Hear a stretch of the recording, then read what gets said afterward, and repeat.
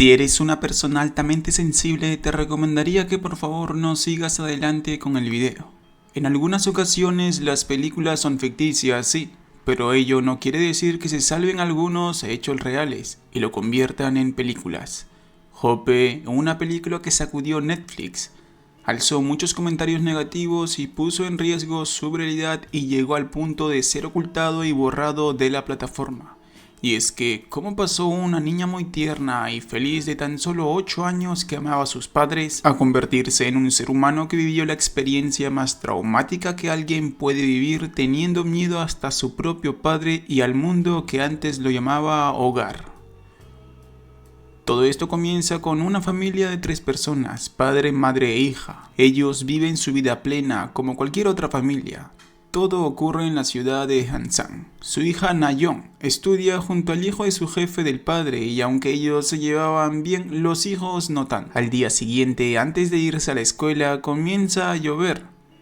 Sus amigos de la niña Nayeon pasaron por ella para acompañarla a la escuela, sin embargo, por vergüenza a preguntar a su padre, ellos siguieron adelante sin Nayeon. La niña, ya preparada y lista para ir a su escuela, es detenida por su madre, la cual le dice que no debería ir sola, que ella la acompaña. Pero Nayeon dice que es muy veloz y llegaría más rápido de lo que pensaría si va corriendo. La madre acepta, pero le dice que no vaya por el callejón oscuro, sino por la carretera principal, y es que estaba lloviendo. Y aunque Nayeon obedece, va hacia la escuela. No obstante, se encuentra en medio del camino con un tipo mayor a los 50 años, la cual la convence de llevarla a un lugar bonito. Nayeon lo pensaría por un momento, pero es llevada a la fuerza tiempo después y, como era de esperarse, es abusada, además de ser golpeada brutalmente. Luego de pasar un tormento y ya media inconsciente, con las pocas fuerzas que le quedaban llamó a las autoridades. Una amiga de su madre se entera de todo, primera, y ella es la que la llama a la madre contándole lo sucedido. Cuando los padres acuden al hospital ven a su hija en muy mal estado. Es más, los doctores le dicen que es muy probable que quede con lesiones físicas y mentales de por vida. Su madre se echa la culpa de no haberla acompañado, llorando toda la noche junto a su esposo. Horas después, el cirujano a cargo llama a sus padres de urgencia porque se le complicó todo y debían de extirparle gran parte del intestino, de lo contrario no podría vivir, y el padre acepta ello. Cuando entra y conversan padre e hija, Nayeon le dice que debería de estar trabajando, que no se preocupe, que todo está bien, y que además alguien debe atrapar al hombre malo que hizo todo eso. El padre reclama a los policías del por qué no iniciaron la retención si ya tenían las huellas. Sin embargo, eso no era suficiente prueba para las autoridades porque deben de tener algunas más pruebas claras, como videos, fotos o grabaciones de audio para contribuir al caso y así poner en juicio su sentencia. Días después llegaron a una conclusión y era señalar al tipo con el dedo de la niña. Nayeon lo reconoce fácilmente y sin dudar, aunque llorando, lo apunta. Todo el medio se entera. Tanto periodistas y noticieros llegaron al hospital de una forma apresurada y nada respetuosa. La presión era tanta que el padre se lleva a su hija a un lugar sin que haya nadie. Pero ocurre un problema. Nayeon se siente culpable y piensa que la buscan a ella por inculpar a un hombre de la nada. La desesperación y movimientos bruscos de su padre a la hija hace que se rompa la bolsa de su estómago que la protegía, haciéndola sentir aún mucho peor.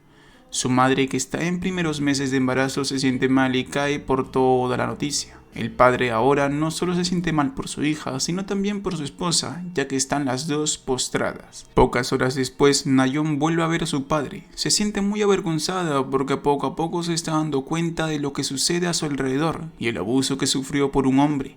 Y esto la generaría traumas hasta con su propio padre, ya que al fin y al cabo es hombre. Cuando al fin llega el juicio, le hacen hablar al abusador llamado Chu Dun-son. Este niega absolutamente todo, recalcando que no recuerda nada debido al alcohol que ingirió. Aún así, las pruebas sobraban y es que la sangre de la menor estaba impregna en la ropa del abusador. Pero él responde que días antes aquella ropa había perdido, y aquel veredicto fue aplazado por falta de pruebas para otro día. Nayeon, aunque triste, al día siguiente recibió una gran sorpresa de su dibujito favorito, alegrándose solo por un tiempo debido a que alguien de su edad debería de estar mucho más alegre, recalcó la psicóloga. Su padre, sabiendo esta información, decide alquilar diariamente aquel muñequito, pero el dueño de este le daría gratis por la situación de su hija, y es que solo con ese muñeco no sentía miedo de una presencia masculina, así el padre estaría junto con ella la mayoría del tiempo. Y es que en estos momentos Nayeon deja el habla por un tiempo, no podría expresarse de manera correcta, es más, su función motora se veía con deterioro debido al abuso. Esto la llevaría a ir a una terapia más seguido y aunque mejoró poco a poco, solo decía y recalcaba que se sentía culpable de que sus padres no trabajasen y de no disfrutar con sus amigos de la escuela. Poco después logra describir y desea solo despertar y ver que todo fue un simple sueño, pero ahí se da cuenta que nada es verdad. Cuando es dada de alta y llevada a casa, aún no puede ver a ningún hombre, tampoco a su padre. Incluso cuando pasan por el mismo lugar de aquel fatídico día, le dio un ataque de pánico, pero se recupera al ver el cariño que sus compañeros le dejaron en su casa. Días después vuelve a ir al colegio y su padre la acompaña junto a su muñeco favorito, diciendo al profesor y director que tengan un poco de paciencia y consideración con su hija por lo que sucedió. Días pasaron, Nayeon se veía mejor y más, porque su padre en su descanso iba a alentarla cada día disfrazado de su muñeco favorito, hasta que llegó el día que Nayeon decide ver a su padre, que su cariño de extrañarlo y tocarlo, es más, viéndolo después de mucho tiempo le quita la máscara. Pero las noticias malas llegarían poco después. El acusado bajaría su pena de prisión drástica de 15 a solo 12 años. El padre pide conversar con el abusador para que sea consciente de lo que ha hecho, además de que haya pruebas suficientes que el que por culpa de que estuvo bajo el alcohol no lo debería de defender tanto, de estar donde no debería de estar, que sus años de prisión son muy pocas. Pero este abusador le responde cruelmente: nadie sabe qué podría hacer cuando salga de prisión. Que se cuide y cuide a su familia. Esto lo haría desatar en furia al padre y razones no faltaban. El día a declarar, Nayeon certifica por tercera vez al mismo hombre contando lo sucedido en el trágico día. El abusador respondería que solo lo inculpan y que además ese día él estaba ebrio. El padre harto agarra un material para ir directo al abusador, pero la hija lo detiene y así terminaría la película, con el nacimiento de su otro hijo de este buen hombre. Aquí vemos que sí, es una película basada en una historia real, pero lo que se comen son varios factores a conocer. Primero, ¿por qué? Si esto es un crimen físico-mental al infante, que en distintos casos quedan quitándose ellas mismas la vida, ¿por qué el abusador solo debería pagar de 6 a 15 años? Eso es totalmente injusto. Y más aún, porque este hombre de la pantalla salió en 2020, y haciendo los cálculos exactos solamente fueron 8 años y 3 meses de prisión. Segundo, no busco culpables, bueno, sí busco. La madre, ¿cómo puede dejar a una niña de 8 años ir sola por la calle sabiendo que su país, Corea y media Asia, sufre tanto de abuso como de explotación sexual? Aunque en su defensa de la mujer dio a conocer que el trayecto de su casa a su escuela era corta y que nunca sucedió nada malo, pero aunque fueran 10 metros o 7. Tú conoces tu zona y si es tranquila, pues bacán. Y si es turbia, bacán. ¿También es tu hijo o no? Tercera, y con esta me voy.